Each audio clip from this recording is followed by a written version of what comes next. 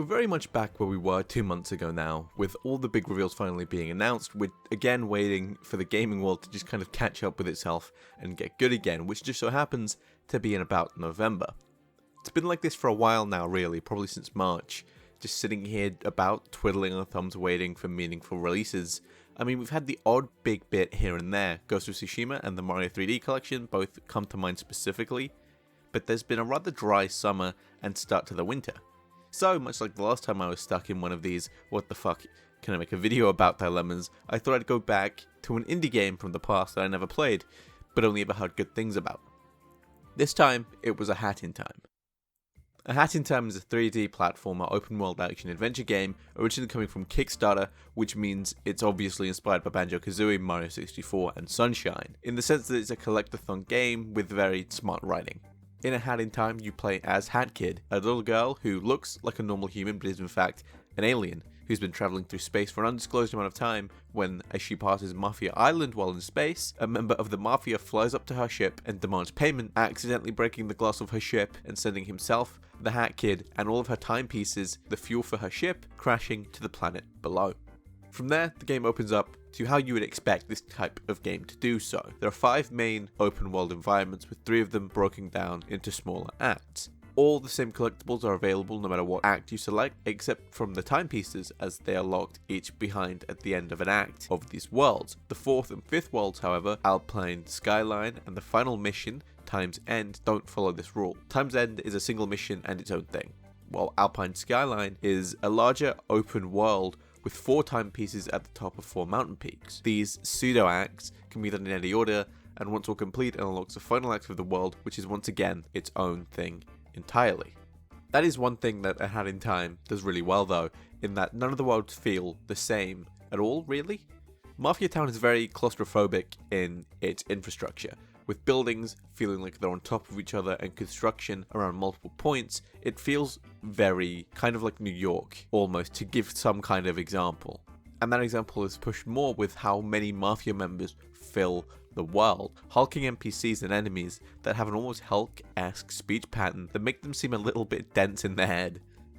Deadbird Studios, the second world, feels much more modern and freeing, with electric traps and power lines, also managing to make the sets you play through feel not like complete sets on a soundstage, but like they've gone and physically designed these things from the ground up to be as close as possible to what they would have been, at least in this game's world. From there, Sunken Forest has a much more Disney horror approach, giving off Nightmare Before Christmas vibes with its spooky cartoon aesthetic. And then Alpine Sky, which I spoke about earlier, is also probably the most distinct feeling of them all, considering it requires extra movement mechanics to properly get around, with the Hood Shock badge being required due to how spacious the level is. On top of each level's general design, they're filled with distinct and memorable NPC characters that help with making their levels feel like they're much more different from each other. I spoke about the Mafia members earlier, but there's also the Mustache Girl in Mafia Town, the Conductor from Deadbird Studios, and the Snatcher from Sunken Forest, just to name a few.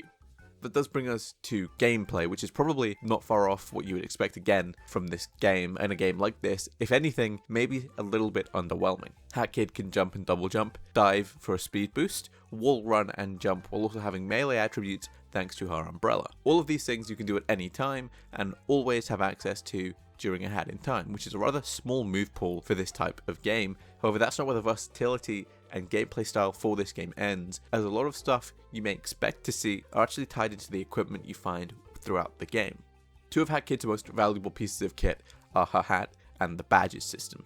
There are 5 hats in the game, excluding the kid's hat that you start with, the Sprint hat and Time Stop hat, both pretty self-explanatory, the Ice hat, which turns Hat Kid into an ice statue, the Dweller mask, which makes see-through platforms become tangible, and the Brewing hat, which makes her make explosive potions to throw as projectiles. The badges in this game have a much wider net, however. Most badges are found through the badge seller and can range from being passive help, like the one that removes fall damage, new abilities like the hook shot, or just not being at all useful, like the one that makes it so you die in one hit. Although some are just generally bad badges, none of them feel like a waste, and all of them feel like they have some kind of use, even if it's just supplementary or meant to be designed to give you a harder challenge. In fact, nothing about how the game plays feels bad at all really, except the camera. Now, admittedly, you do get used to it pretty quick. and I did hate it a whole hell of a lot more when I first started the game than I do now, but the fact that the camera doesn't look up and down when you try to move the stick up and down, instead zooming in and out of Hat Kid as a focus, is a real pain in the ass, especially for a modern 3D platformer. Aside from that, the only real issue I have with the game would be the odd graphical hiccup, shadows not looking right and models taking a second or two longer than they should to load in properly, but even then it's very few and far between to a point where it's barely noticeable. But Hat in Time is fun. There's nothing more really to go off of than that. It knows what it wants to do and it does it really well. It's charming, colourful, entertaining, and plays really well aside from that camera issue. It finds the right balance for it between the gameplay and its story, characters and world building, and with a few graphical downgrades or a complete switch to cell shading, this could be a game that wouldn't look out of place in the slightest if it were released back in the N64 or GameCube era. So like I said, Hat in Time is a fun experience, and I would 100% recommend if, as you wait for November, like myself and many others, if you're looking for something to play, something that's not full priced, will be a little bit shorter and you can kind of take your time with, a Hat in Time is a heartfelt time, and it'll be a good time for you to do just that, and this wouldn't be a poor mistake for you to make to be the last game you get for the current generation of consoles.